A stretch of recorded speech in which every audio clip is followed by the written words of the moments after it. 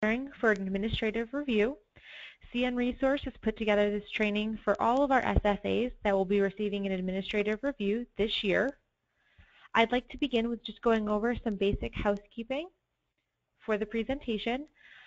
We are using the GoToWebinar software, and so you'll see a menu on the right side of your computer. And this will let you see, it'll let you be able to ask questions. So if you have questions, please click on the question drop-down, and you'll be able to enter your questions in there.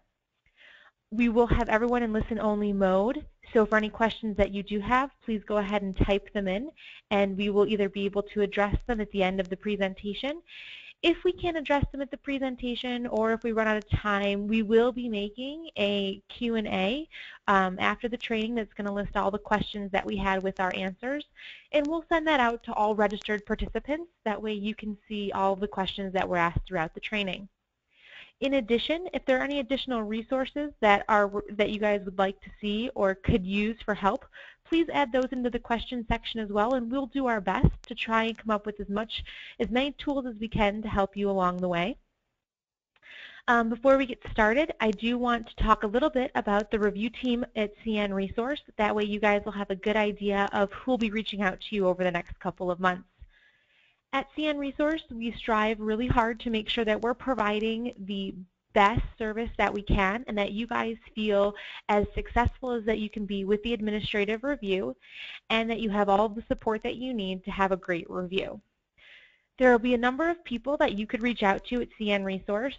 Again, my name is Lindsay Healy, and I'll be the project manager for New Mexico. So if you have any general questions or you're not sure specifically who to reach out to, you can reach out to me.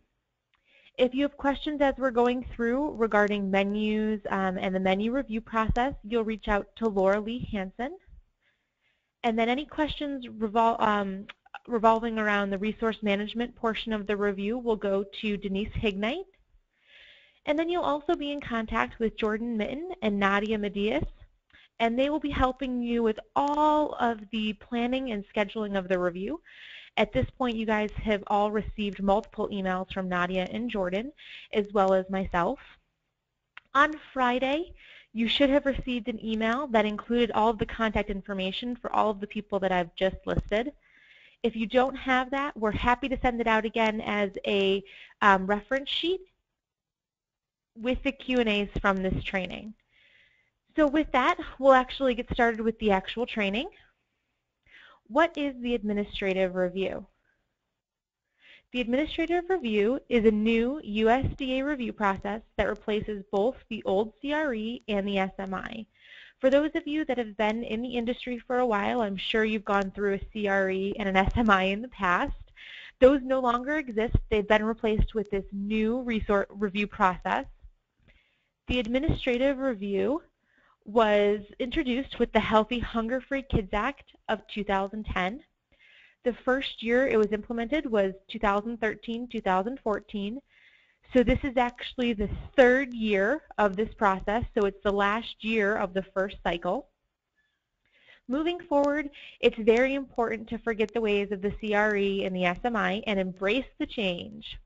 There are many similarities, but it is a different review process, and it's important to make sure that you're aware and comfortable with the new review process. The administrative reviews will be completed on a 3-year cycle. So in the past, when the CRE was done, it was done at once every 5 years. The new process will be done once every 3 years, and this really helps us get out to the schools more and offer additional technical assistance. In the long run, the goal is that by having more frequent reviews, we'll hopefully see a decrease in review findings and help create more efficient child nutrition programs in the schools. There are 4 main focus areas of the administrative review. Performance Standard 1, and this focuses on meal eligibility and counting and claiming. In my mind, I like to think of this one as the paperwork standard, because it has to deal with all of our applications, direct certification, claiming, all of the paperwork that we're going to ask to see kind of falls under Performance Standard 1.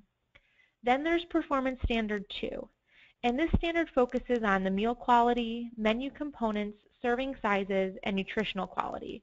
I always think of this one as the observational standard because this is where we'll get a lot of feedback based on what we're seeing during meal service. We're going to look at the meal as it's being prepared. We look at how it's served. We look at the serving sizes, and then we'll also look at the point of service as students align with their complete meal. The Resource Management Comprehensive Review. This part of the review takes an in-depth look at the financial aspects of the program. Now, it's important to note that the Resource Management Comprehensive Review is not required for all of the administrative reviews. Whether or not you'll need a comprehensive review is going to be dependent on the financial assessment that you guys were sent on Friday. Once you send that back to us, our resource management specialists will reach out to you, go through each of the questions, and then put that through a USDA tool that will indicate whether or not you guys will need a comprehensive review. If a comprehensive review is required, our resource management specialists will work on it with you one-on-one to obtain all of the needed information and complete the review. The fourth area of the administrative review is kind of like a basket of multiple different categories, because you'll see everything that kind of wasn't included in the top three is bundled up here. So you're going to see food safety, civil rights, wellness policies, monitoring, professional standards, the smart snacks. So this is kind of all of the other little things that don't fit in the above three standards is kind of grouped in this general area of review. Please note that while USDA calls it a general review area, it still applies that there may be corrective actions, so it's still just as important as Performance Standard 1 and 2. The Healthy Hunger-Free Kids Act also brought along major changes to the meal patterns for breakfast and lunch. The administrative review reviews the new meal pattern through an in-depth menu review that is completed prior to the on-site visit, as well as meal observation on the review day. And as we work through this training today, we'll talk a little bit more about that in-depth menu review as well as the on-site observations. The very first step of the review process is us notifying you that you're selected for review and that we'll be contacting you to schedule the review. Now, at this point, we've reached out to all of you. We've been able to communicate back and forth with you and finalize your reviews. So on Friday, you should have received an official notification letter with your on-site review date as well as the sites that were selected for review. After that email was sent out, a secondary email was sent with all the supplemental information that you need to submit prior to the on-site review date. Step 2.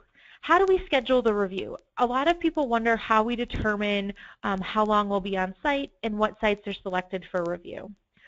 When we determine the number of sites, it's based on USDA guidance, and that's based on the number of schools that participate within the SFA.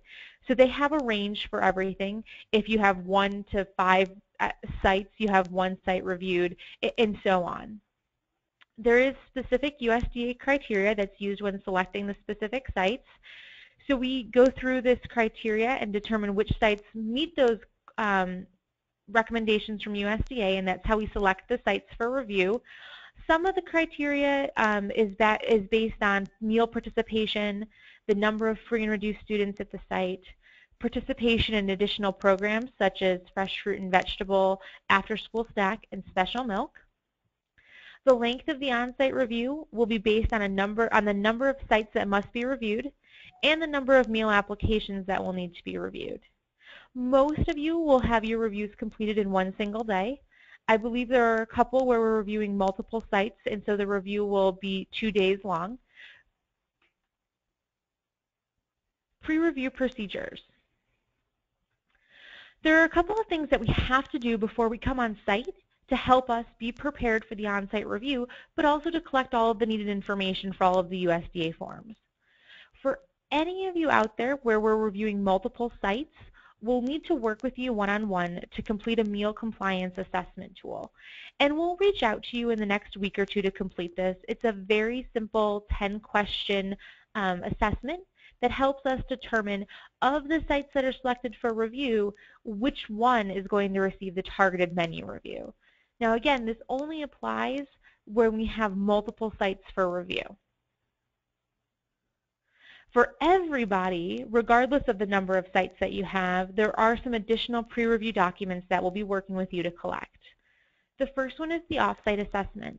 Now this is the USDA tool that goes through and looks at all the different focus areas of the administrative review and asks a variety of questions to help us obtain more information about your specific programs.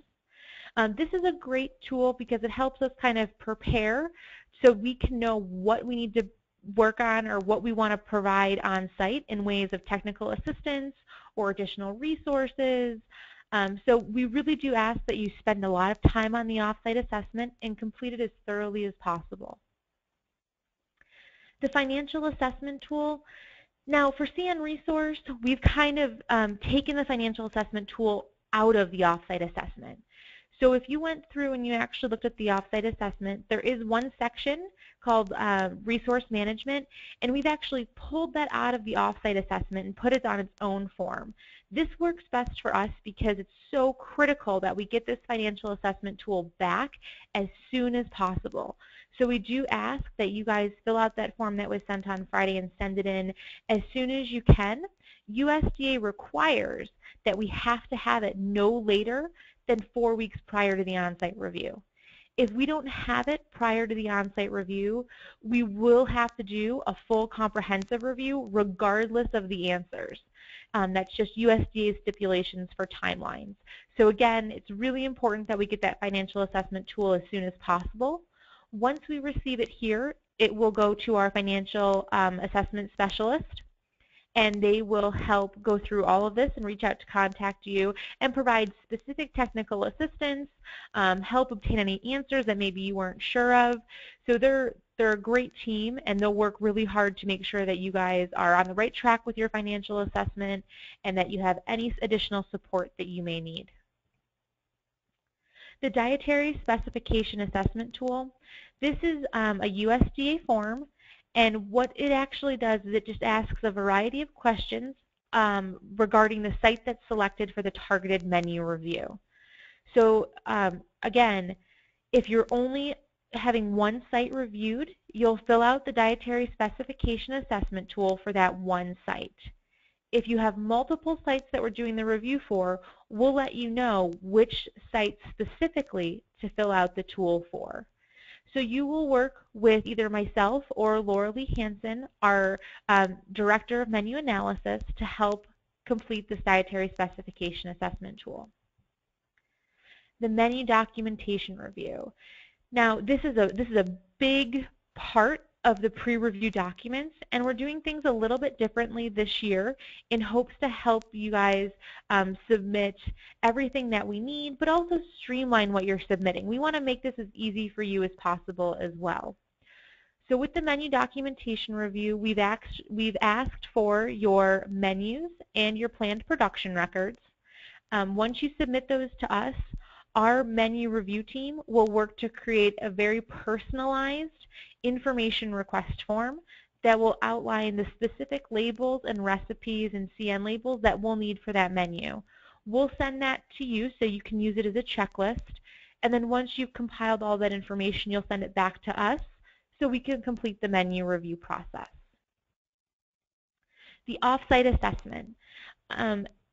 The picture here kind of shows what the off-site assessment looks like, so when you see it, you'll kind of recognize it. It's really important that when completing the off-site assessment tool, you work as a team.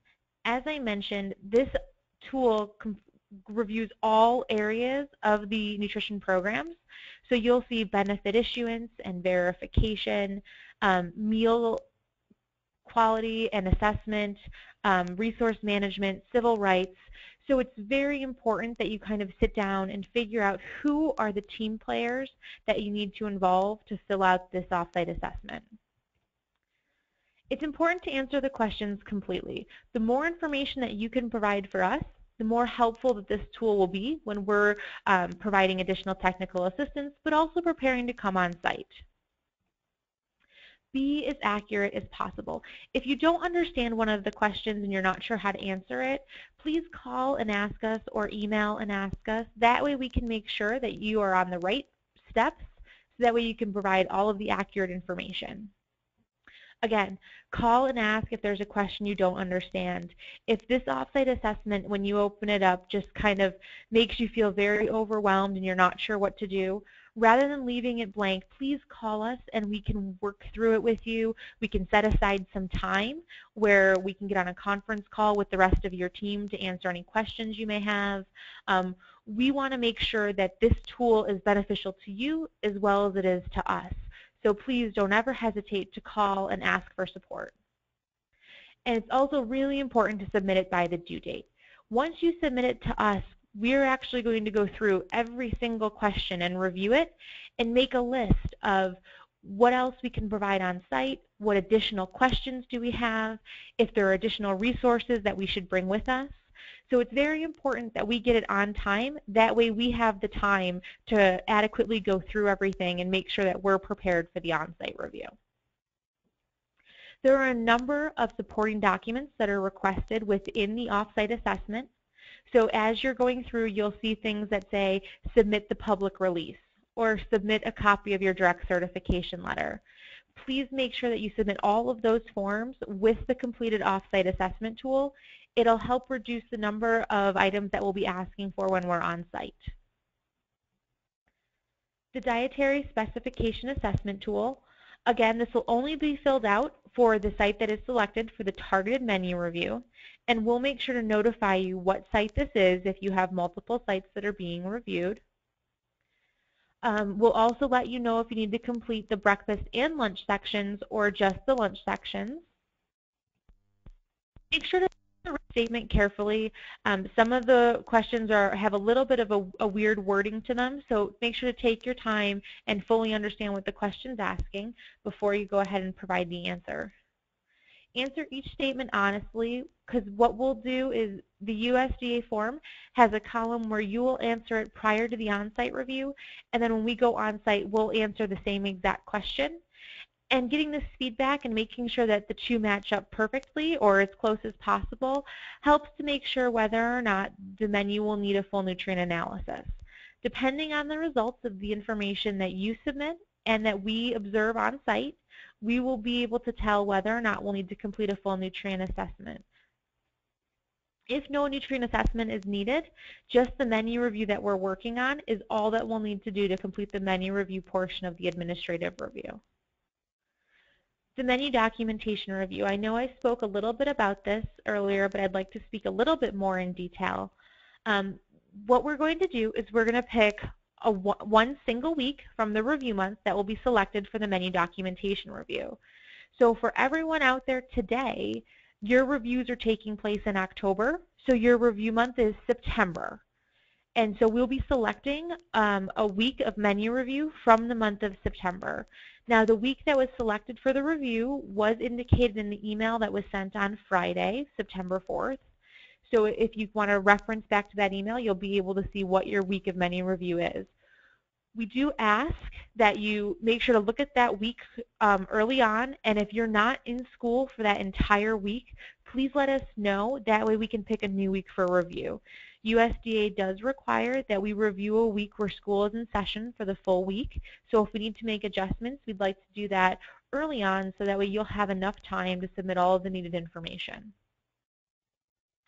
What menus are reviewed? We're going to review all of the unique menus that are observed at the review sites. So for example, if we're reviewing an elementary school that's grades K through 5, and you have one breakfast menu that you serve all K through 5 students, we're going to look at that breakfast menu.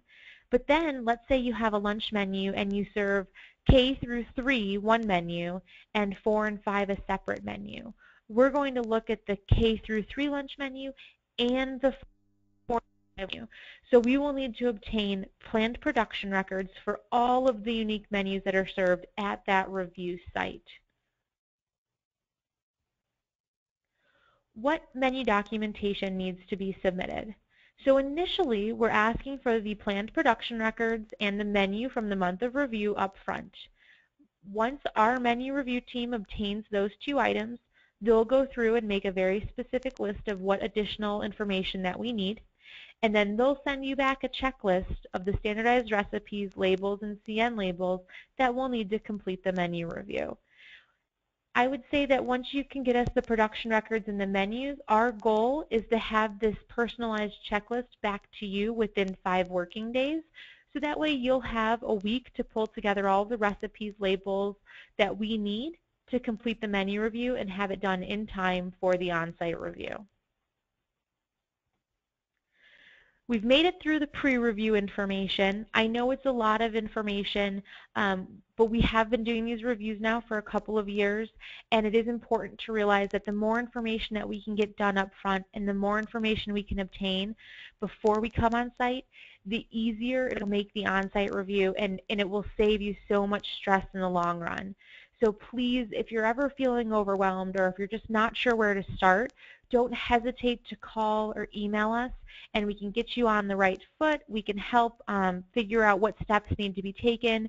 We really want to make this as painless as possible, and hopefully at the end of the review you're going to walk away feeling like you've really learned something. It's helped to improve your program. We want to make this a good experience, so never hesitate to call or ask questions. Once we get to the on-site review, we're going to talk briefly about what we look at from the SFA level, and then we'll talk about what we're going to look at the review sites. From an SFA level, we're going to look at all of the applications, verification, the claims for reimbursement, aspects of resource management, civil rights, wellness policies, smart snacks, professional standards. Now, the professional standards is a new review area for this year. So when we get a little bit further in on the presentation, we'll spend a little extra time talking about what you'll need to have prepared for those professional standards. Food safety plans, record keeping, school breakfast program, and summer food service program outreach materials, and food service management companies. Now, this one is starred because for those of you that don't have a food service management company, it won't even be part of your review. You'll never have to worry about it. For those of you that do, we'll have some additional questions that we'll need to look at on site to make sure that your food service management company contract is in compliance with the current USDA recommendations. When we're on site, at the review sites, we're going to look at key areas. We're going to look at your point of service during both meal services for breakfast and lunch if the school participates in both. We're going to look at the meal components for each meal. We'll check to see offer versus serve and whether or not it's correctly implemented. We'll complete a kitchen walkthrough, and this is twofold. It'll help us to make sure that standardized recipes are being followed, but it'll also be our food safety inspection. We'll look at civil rights, any on-site monitoring that was completed. We'll get more in detail with the smart snacks that are provided at the review site, water and the availability of water during meal service, food safety, and record keeping. So now we'll take a quick look at each of these in a little bit more detail. Certification and benefit issuance. We always need to have the benefit issuance list from all sites participating within the SFA. So when you first sit down to start pulling materials for this review, please take a look at your benefit issuance list and make sure that it includes all sites participating, not just the review sites. So you'll want to make sure that this list has a total number of eligible students in the School Food Authority. You want to identify which students were selected for verification. The list must come from the point of service, and you don't want to have any duplicates. The list should include all of the students that are eligible for free or reduced meals. Do not include the paid students. And for each student, the list must include the student's name, the school they attend, their benefit status, their method of certification, and by method of certification we're asking how were they approved for meal benefits? Was it via an application, the direct certification report, a homeless list, a migrant list? So we want to know what document was used to certify this child for free or reduced meals. And then we'll also want to see the date of certification. Now, to talk more a little bit about the eligibility documentation, once we have that benefit issuance list, we're going to take a look at it and determine which applications will need to be reviewed. If you are a smaller SFA that has less than 100 free or reduced students, we are going to look at every single one of those free and reduced students. If you have over 100 free and reduced students, we'll actually pull a statistically valid sample using USDA guidance and determine which specific applications we will be reviewing. In this situation, we'll make sure to provide you this information before we come on site, so you'll know which applications and eligibility documentation to pull, so you're not feeling flustered when we get there. You'll be able to have plenty of time to prepare the information. Applications will be reviewed district-wide, not just at the selected review sites, and we'll also be looking at a percentage of denied applications. So please make sure that you have your denied applications ready for review during the on-site review. Eligibility documentation that we'll need the certification document, so that could be the application, the direct certification report, or the eligibility list. All of the verification documents if that application was selected for verification. The notification of benefits, so just a single copy. You don't need to have this pulled for every single application. We just want to see the template letter that you guys send to your households once they've been approved or denied for meal benefits.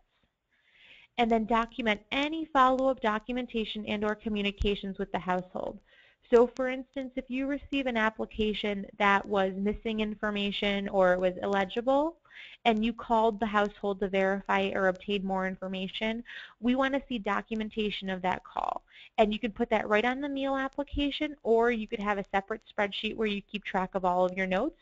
We just need to have it available while we're going through the applications when we're on site.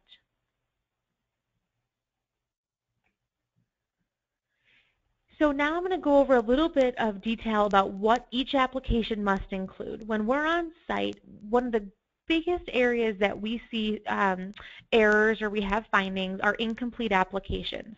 So I want to go through what is required for each type of application that you receive. When you receive an income application, it must have all of the following information.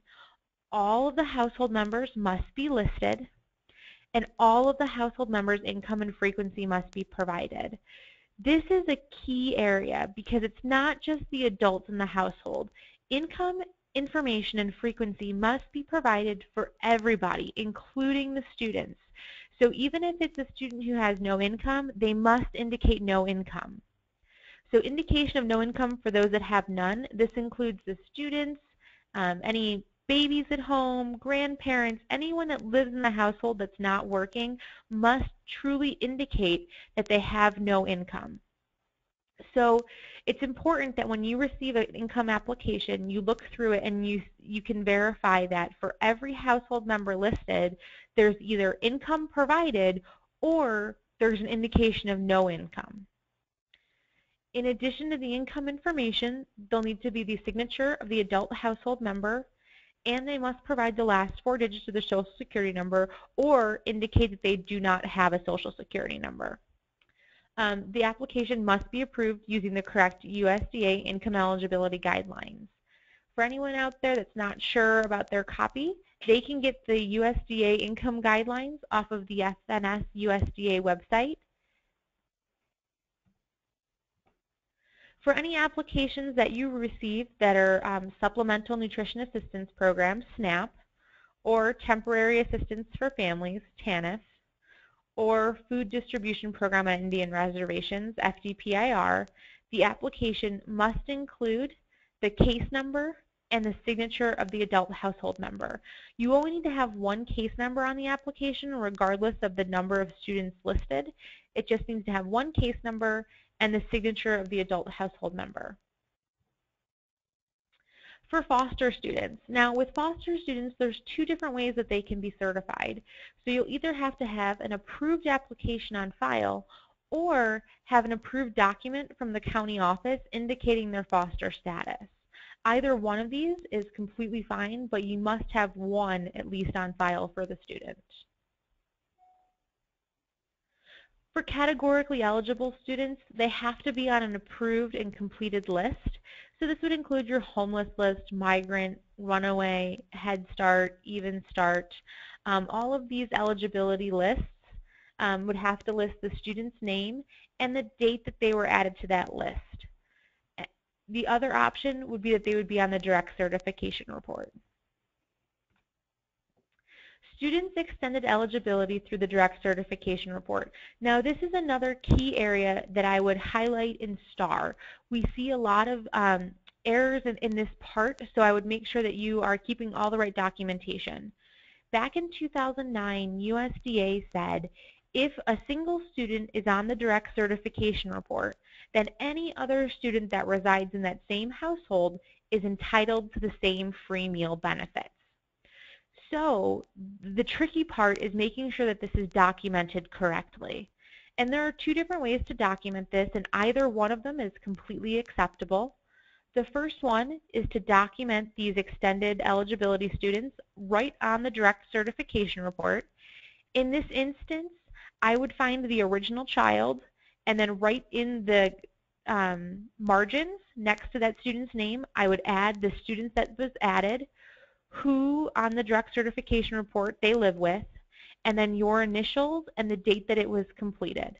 That way we have all of the information in one set location.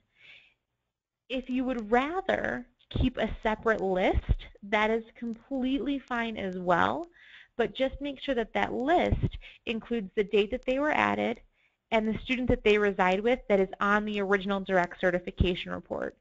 And then also include your initials and the date that you completed it. So with verification, we will ask to see all of your verification documents. Now, because we're coming out in October, we're actually going to be looking at all of the verification that was completed during the 14-15 school year. So you will need to pull all of that information so we can review it. We will be looking at all of the applications that were selected for review just to ensure that the correct number were selected. However, we will be doing a more detailed review of just a percentage of those applications. So for all applications that went through verification, we'll need to have the initial application, copies of all of the notifications that were sent to households, copies of the verification documents that were submitted by the household, and then the notification of results of verification. Like I said, the reviewer will only complete a detailed review of 10% of the verified applications. They'll decide which 10% those will be once they're on site and have looked through all of the verifications. Now with the detailed review, they will actually go through the application, look at all the verification documents submitted by the household, and basically do a second verification just to ensure that verification was completed correctly. We'll also ask to see a summary of your verification efforts. This is the report that the SFA is required to maintain each year, but not required to submit to the SFA. So this is just a simple summary of how you completed verification. And so we'll ask to see that when we're on site. That way we can see your process and make sure that everything was done correctly in regards to the selection of applications, verifying that the application was approved correctly initially, and then the actual verification process. Now, for any of you out there that are Community Eligibility Provision, or CEP, what we need for this portion of the review is very different. So if your entire SFA participates in CEP, the only things we will need will be your student enrollment list from the base year and your direct certification list from the base year. So for example, if your base year for CEP was 2014-2015, we'll need your student enrollment list from April 1st, 2015, and your direct certification list from April 1st, 2015. And then we'll use those two documents to verify that you've met the percentage that the state agency has set your claiming rate at. And that's all we will need to do for the certification and benefit issuance portion of the review. If some of your sites are CEP and others are standard claiming, we're actually going to have to look at both the CEP site and the standard sites. So for all the CEP sites, we'll need that student enrollment list and the direct certification list from your base year. But for your standard sites, we'll need everything that you would generally use for standard claiming. So that would be the benefit issuance list from the review month, as well as the applications, direct certifications, and eligibility lists for those students. The same is true for any SFAs out there that participate in Provision 2. If you're operating Provision 2 and you're in a non-base year, the only documents that you'll need to have ready for the certification of benefit issuance point of this review is the student enrollment list from your base year, and then your applications, direct certification, and eligibility lists from the base year, as well as your state agency approved claiming percentages for each site. If you are Provision 2 base year, we're going to review the benefit issuance documents as if you were standard claiming. So we'll need your benefit issuance list from the review month, and then all of the applicable applications, direct certification, and eligibility lists. Once we finish up the benefit issuance review, we'll start looking at the claims for reimbursement and the point of service. We'll need to see claiming documents from all sites within the SFA review, and then we'll also look at the review month claim for each site. We'll look at the edit check for each site and the consolidated claim for the review month. So when you're pulling documentation for the review, make sure that you pull the claim from each site within your SFA, not just those that are selected for review, and then the edit check from the review month for each site. And then we'll also look at your consolidated claim. When we're at the point of service, what we'll do on site is observe the point of service and we'll watch the students come through the line. The questions that we'll be asking ourselves is, does the system avoid overt identification? So is it possible to see what the student's eligibility is? We want to make sure that no overt identification is occurring. If we see it on site, we will talk with you up front and try to come up with solutions. That way, by the end of the review day, you'll have a plan to help fix whatever may have been the problem with the overt identification. Does it provide an accurate meal count? So the system that you have in place, we're going to verify to make sure that it's accurately showing the number of meals that are truly coming through for reimbursement. We're going to talk to you about how meals are consolidated at the end of service. If you have multiple serving lines in one school, we're going to ask how we make sure that that point of service is all consolidated together correctly.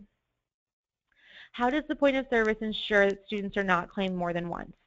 And so we'll talk about this as well, especially if you have students that come back for seconds. We're going to want to know what process or what guidelines are in place to ensure that students are not claimed more than once for one reimbursable meal. Meal compliance. So we're going to look at your production records. And what we're going to ask ourselves with the production records is, are they complete? Have you filled in all of the required areas? Now in New Mexico, they have a great production record template as well as production record instructions.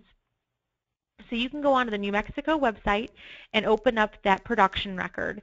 And I would highly recommend utilizing that record. However, if you're using a nutrient software or you have a vendor or a food service management company that has their own records, you can continue to use those. Just make sure that all of the areas that are on the New Mexico template are on the record that you're using. That way you can ensure that you have all of the information you need to. We're all components served each day. So we're going to look at that production record and make sure that for lunch every day a fruit, a vegetable, a grain, a meat alternate, and milk were served each day. In addition to having them served, we're going to verify that the correct portions were served for each component. And that's why we need to see the planned serving size as well as the planned number of portions. So that way we can verify that you're serving all of the components and that they're in the correct portion size for the specific grade group. So what is required on the production record? We require that the food components, so that you list each individual food item. For example, if you're having a hot dog and broccoli and peaches and milk, we want to make sure that all of those items are specifically listed on the production record. You'll also need to list any condiments that go along with that. So you may need to list the ketchup and mustard and relish at the bottom of the page. For each food item, we do want to see the recipe or food product used. So for example, if you're using a USDA recipe for baked beans, you'll want to indicate that recipe number. If you're using a pre-purchased item, then you can list the brand name and the product number in that column. That way we can clearly see what product is being used.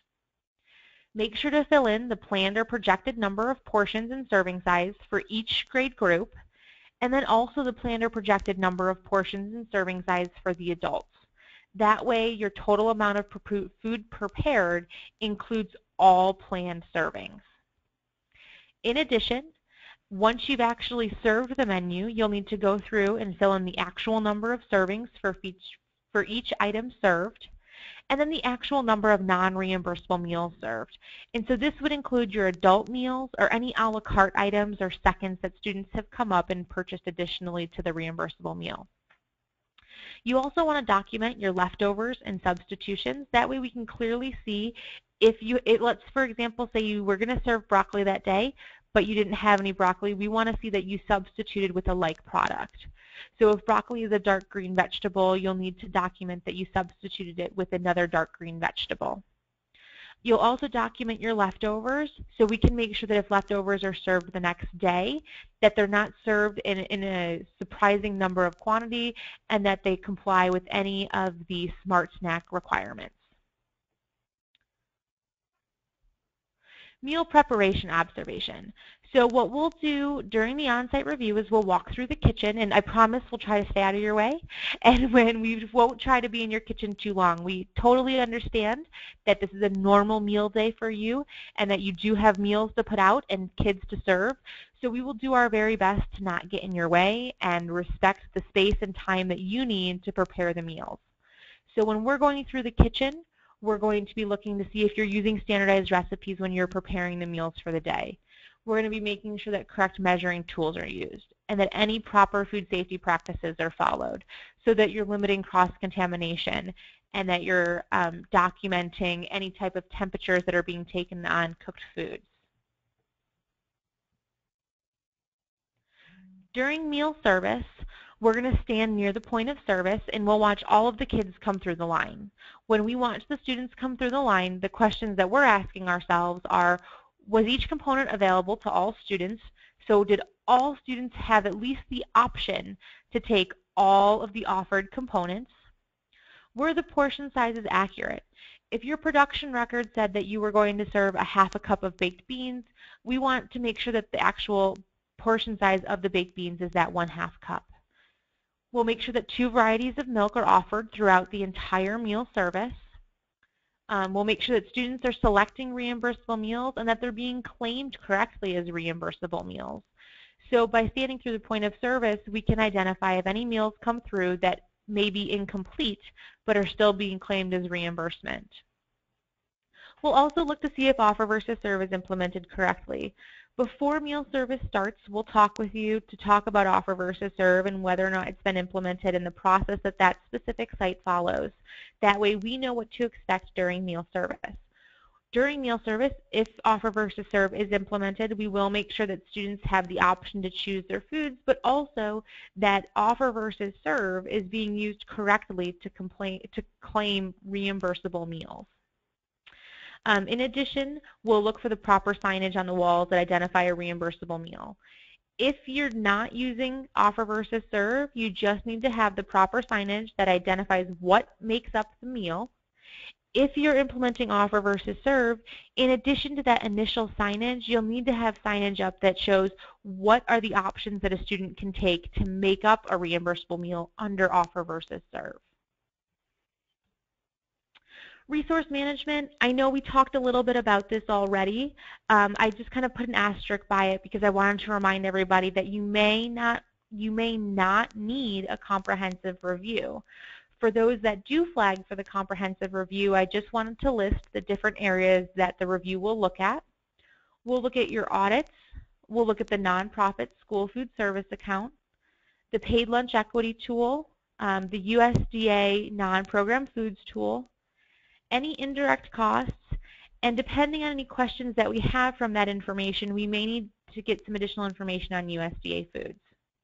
Now again, if you flag for a comprehensive review, our resource management specialists will work with you well before your on-site review to obtain all of the needed information. That way they can work one-on-one to get all of the answers they need and provide very specific, very detailed technical assistance, and provide any support that you need, even just trying to gather the materials. They can kind of help guide you as to what to look for. We do recommend that anything that has to do with resource management, so this review, but also the financial assessment tool, that you reach out to your business manager or the person that actually works with these specific areas within the school district to help you complete that form. When we collect the form, we will be asking who that primary contact should be. That way, when we're reaching out to the school, we know we're talking to the person that works with these items and that can answer the questions as accurately as possible. Any additional questions that you have on this, you should definitely visit the FNS USDA website. You can access the current paid lunch equity tool, and you can also access the non-program foods revenue tool. So we'll talk about civil rights and what you'll need to have ready for the civil rights portion of the review. You'll need to have your SFA's public release, and this is the copy of the document that is sent to all of the newspapers at the beginning of the school year, notifying them of the participation in the program. Any written procedures that you have for receiving and handling a civil rights complaint. We'll need to have any information on the specific number and description of any civil rights complaints that happened in the current and prior school year. This is a key area that you can definitely prepare ahead of time, and I highly recommend that you do. That way you're not trying to pull together all of this information when we're on site. But we'll need to have the date, agenda, and attendees of the most recent civil rights training that you provided for the SFA staff. If there's any need for translation services, we'll just talk to you a little bit about what type of availability is provided and how households can access those services. We'll need to know a description of how you collect racial and ethnic data. We'll want to see a copy of the USDA non-discrimination statement that's used on all of your program materials. And for this, you can submit just any form that has that non-discrimination statement on it. If that's easier, that's fine. If you'd also like to just cut and paste the actual non-discrimination statement into that specific question on the off-site assessment tool, you can do that as well. Either one is completely acceptable. Finally, when we're at the review sites, we're going to look for the And Justice for All poster. Now make sure that this is in a visible location and that it's the 11 by 17 size and that all participants can see the poster. On-site monitoring, this is very easy. It's also important to note that the on-site monitoring is only required if the SFA has more than one building that participates in NSLP or SBP. So if you have multiple sites, you will need to do the on-site monitoring, and these are the monitoring forms from USDA that are required to be completed prior to February 1st of each year. So when we come on site, we'll ask to see the current year on-site review forms for all of the sites within the SFA. Now for additional information as well as access to the USDA template for the on-site monitoring form, you can visit the link that's listed here on the site. For your wellness policy, we're going to go over the minimum requirements, and that must be that they have to have goals for nutrition education, goals for physical activity, goals for other school-based activities to promote wellness, nutritional guidelines for all food sold on campus, and the goals for nutritional promotion. Your wellness policy should be developed by a team that includes teachers, food service staff, parents, administration, and students. And some of the new things to keep in mind with reauthorization, I know they've been around for a couple of years now, but it still seems very new. Make sure that the SFAs are required to make the wellness policy public. Most of our SFAs are just posting the wellness policy to their school website, and that's more than enough. As long as we know where to access it and where the public can reach it, that's fine. The SFA must periodically measure the implementation of the policy, so you'll need to be completing a wellness policy assessment. When we're on site, we'll ask to see that assessment tool so we can see how the implementation is going of the different areas of the wellness policy. The Alliance for a Healthier Generation is a great resource to get some templates for the actual wellness policy assessment. They have a lot of resources up there, as well as some templates that you can use and personalize to your specific SFA. The SFA must designate one or more school officials to ensure compliance with the wellness policy. So when we're on site, we will ask who is the person that's making sure that this wellness policy is being implemented and that the schools are in compliance with the policy. In addition, when we are there, the questions that we'll be asking is, how is the public informed? When and how is the policy reviewed and updated? It's important that your wellness policy is reviewed and kept up to date with any current recommendations or requirements from USDA, but also that it reflects current practices of the SFA. So it does need to be reviewed and updated. It is recommended that it's done annually or twice a year. Who's involved with the policy? So we want to know what makes up your wellness team. Is it teachers, students, community members? And that kind of parlays into how can stakeholders participate. Is the community made aware of the wellness policy meetings? Are they able to come to meetings and contribute? What portions of the wellness policy can they help with? What can they do to help advance the wellness policy implementation?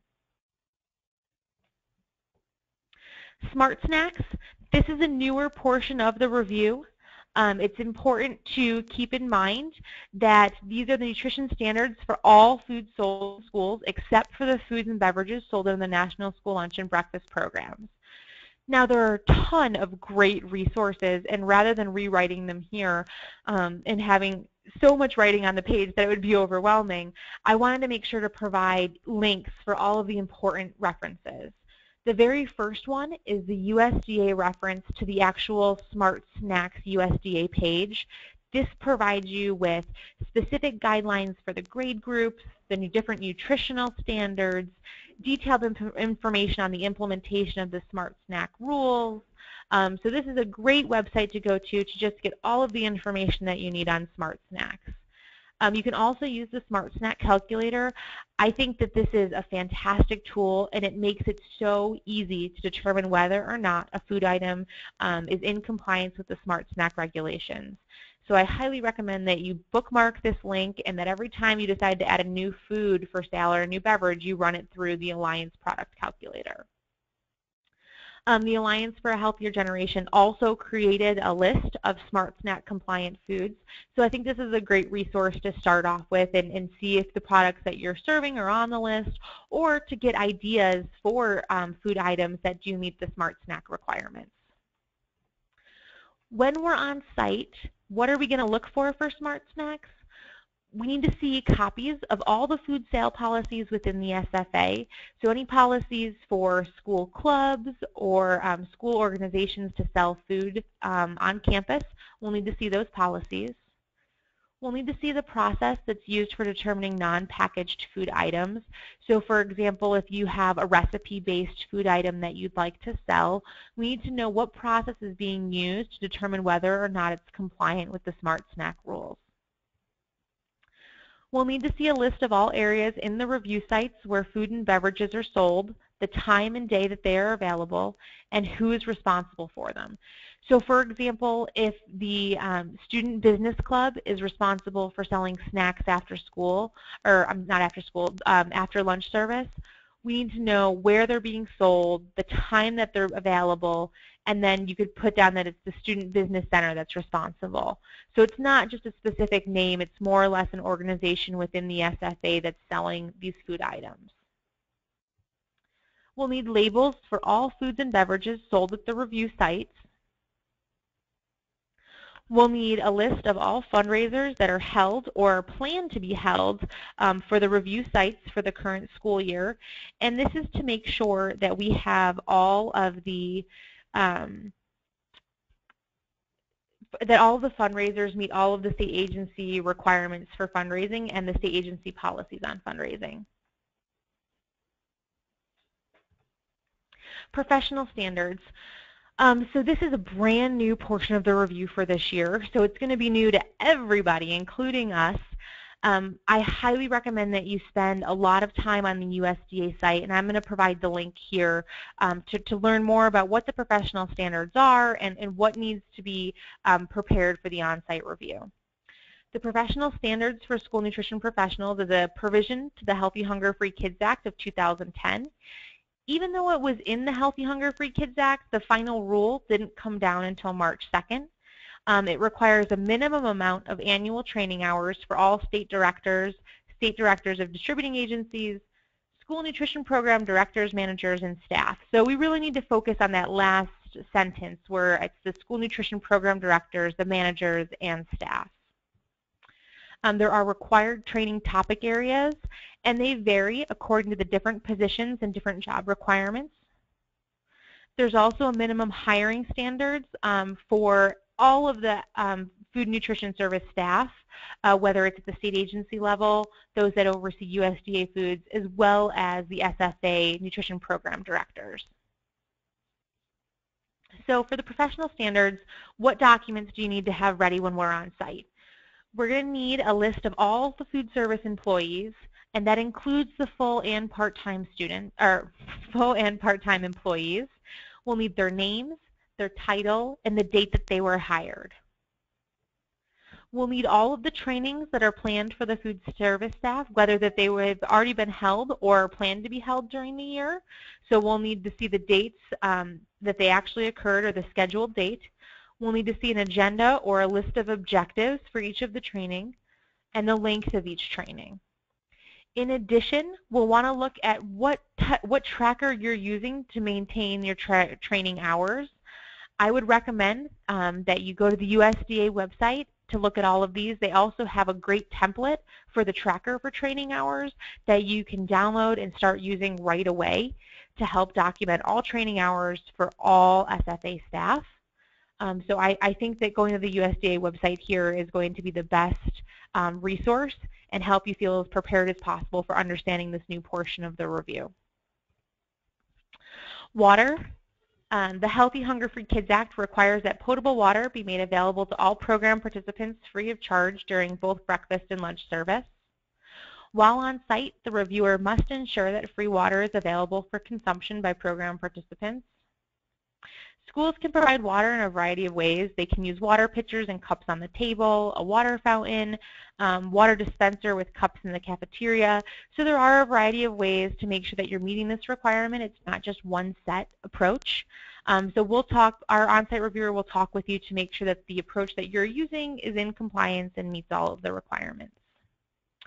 I just want to interject. I know it's 2:30 and we're running a little bit over. I have just a couple more slides, so we should be finished up in the next 5 to 8 minutes or so. So I apologize for going over, but I just talked too long on certain slides. So we'll finish up pretty quickly here. Food safety. The food safety inspections, we want to look at the copy of the most recent food safety inspection report. It must be posted at each site in a prominent location. So please don't pull them down because you know that we're coming and you want to have them ready for us. Make sure to leave them posted right in the site. We need to see the documentation for the 2 most recent inspections. So aside from the one that's posted at the site, we'll need to know which, we'll need to have documentation of the inspection that occurred before that one. We'll want to look at your temperature logs. We're going to look at logs for all storage areas, which includes the coolers, the freezers, and storeroom. If you have a milk cooler, we'll look at the temperature log for the milk cooler. We'll look at temperature logs for all food that required cooking to an established internal temperature. And then we'll also look at a food log for foods that need to be maintained below 41 degrees during meal service. A food safety plan, hopefully you've already submitted an electronic copy with the off-site assessment. but we will make sure that each site has access to a copy that they maintain on site. So whether that's an electronic copy or a hard copy, either one is fine. We will just make sure that the site knows how to access their food safety plan. When we complete a kitchen review, we're going to look at this to make sure that food is stored off the floor, temperature logs for the storage areas are maintained. We're going to make sure that there's a 3-compartment sink that's being utilized properly. We're going to look at proper storage procedures, so we'll look through the storeroom and the refrigerator to make sure that things are stored safely and covered and dated. We'll look at the recent inspection to make sure it's in a visible location. We'll observe any hygiene practices within the kitchen walkthrough. We'll look to identify any cross-contamination risks. We'll also look at the food preparation area and cooking utensils to ensure that they're cleaned and sanitized properly. And we'll also verify that there's no obvious evidence of a pest problem. If your SFA participates in other programs, we will be reviewing the other programs while we're on site. They include the after-school snack program, and so we'll look at the production records to make sure that they're being maintained and that all snack items are credible. We'll look at the fresh fruit and vegetable program, and you need to make sure to have documentations of the products served and detailed claims for reimbursement. The special milk program, we're going to look at the pricing policy, we'll look at the counting and claiming procedures, and then the milk service procedures and records. And then also if you participate in Seamless Summer Option, we'll look at meal counting and claiming practices, menu planning, and meal service. So now that we've gotten through all of the actual on-site report, so to end this whole thing, we're just kind of going to talk about what happens after we leave on-site. Our reviewer will work with CN Resource to make sure that we have a written administrative review report, and we have to provide the SFA with written notification of the review findings. Now, in New Mexico, what we'll do is once we finish our report, we'll send that directly to the state agency, and then the state agency will then review it and send it off to you. So once we send it to the state agency, they'll have our final report, and then it'll go to you, and you'll work directly with the state agency to address any findings or corrective actions that may be documented. Once we have the report finished, we will make sure the state agency will send it to the superintendent or the authorized representative.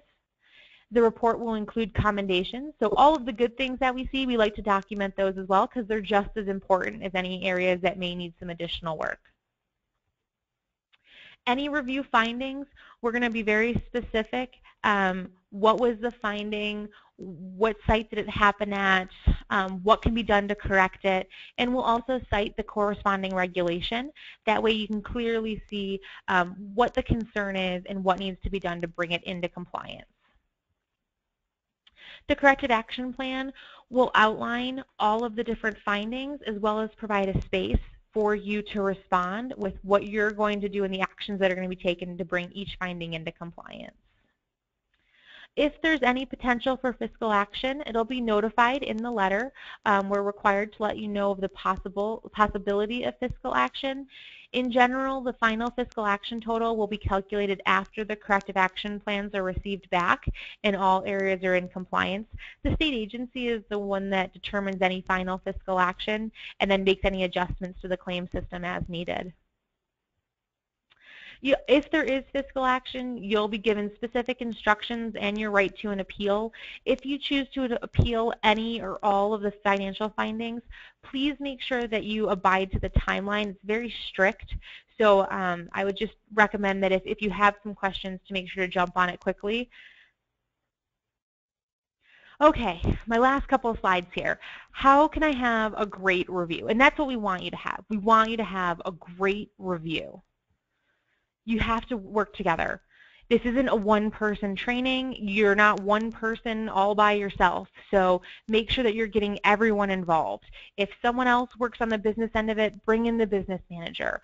Bring in your kitchen staff to help pull everything together and make sure you have all the documents for your menu review. Involve your secretaries if they're helping process meal applications. Anyone that could be involved, make sure that they're informed and that you're keeping them updated and that you're working together. Provide in-house trainings. USDA has a huge amount of resources on their website.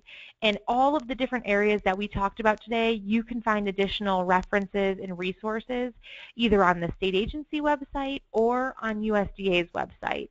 So you can always provide little 10-minute trainings here or 15-minute trainings there, and it'll really help get everyone prepared for the review and making them feel very comfortable with all of the rules and requirements. Don't leave it up to just one person. It's really hard because there is a lot of documentation and there is a lot that we have to have ready. So it's really important to make sure that you have a number of people that are working towards the goal. It also then keeps it from becoming a problem if that one person has to leave on sick leave or has a family situation that they have to leave for, that it's not just up in the air. So making sure that you're sharing the responsibilities, that everyone knows what's going on, and that you're working together is really going to make the review much easier. Organization. This is my favorite area. I'm a little bit of an organization freak. I highly recommend that you are more organized than you can possibly imagine. It's so much easier as a reviewer to walk into a school district that has everything that they need and everything is sorted and organized. It's much less stressful for you because then we're not asking for things over and over again throughout the day. So figure out a method that works best for you and your SFA.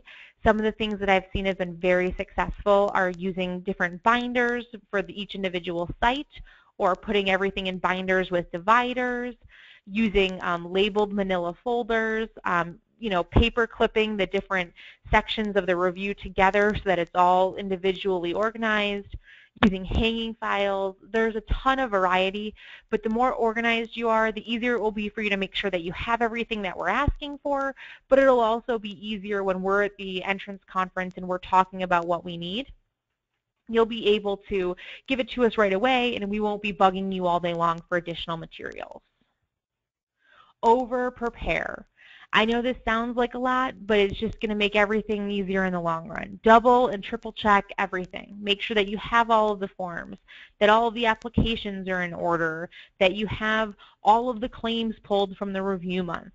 Make sure to read all of the guidance and resources that are available.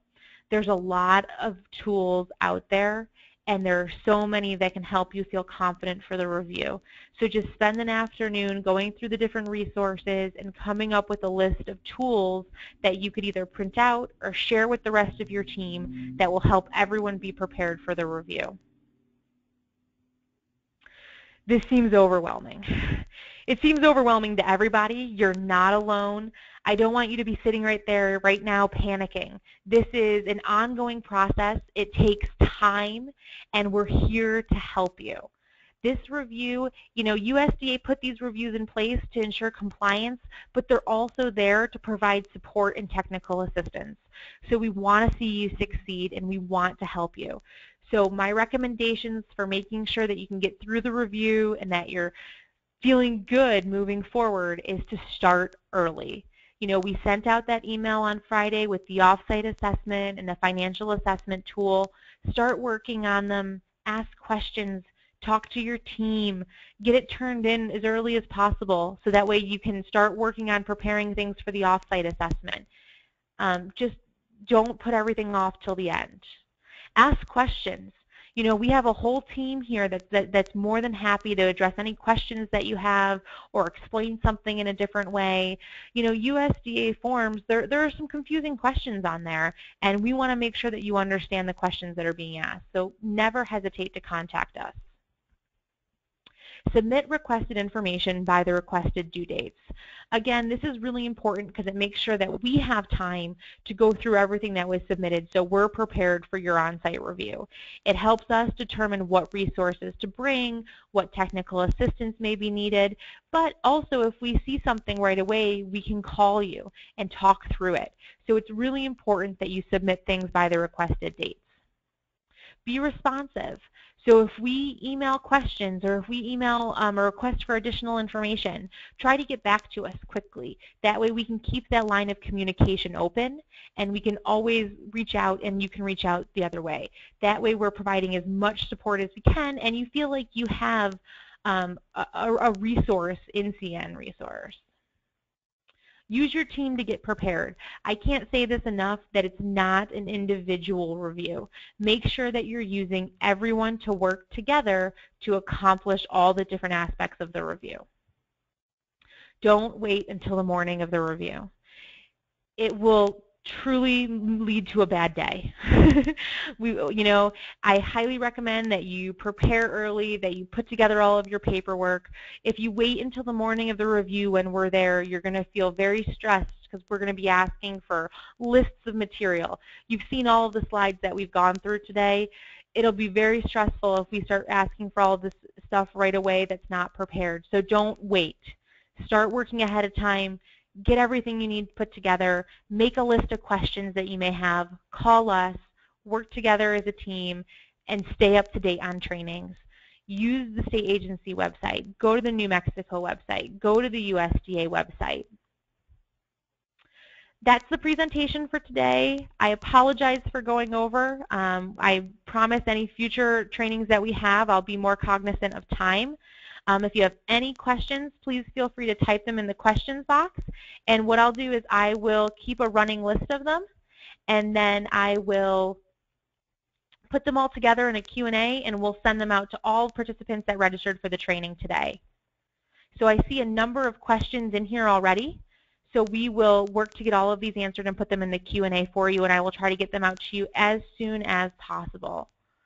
So I'll leave the session open for any additional questions for another couple of minutes, but at this time the audio portion of the training is over. I really appreciate you guys tuning in today. Thank you so much, and we look forward to working with you throughout the whole school year.